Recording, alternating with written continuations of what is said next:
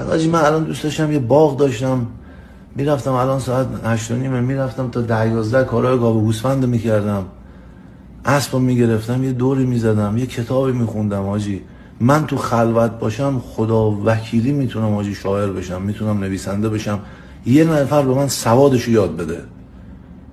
فهمیدی چی شد؟ نه ولی خب موقع عملی میشدم دوباره.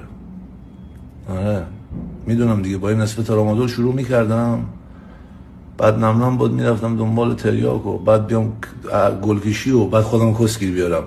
آره خب ببین تو گل باشی باید رها بشی از روزگار، باید حواست بره توی خلا، توی عرفان. سعدی مگه گل میکشید؟ حافظ مگه گل میکشید؟ بسامی مگه گل میکشید؟ این کس شعرات چیه؟ بیا بالا سر کار کس شعر دفت نده بیدیم بابا برم با گاودارشم شاعرشم کس خود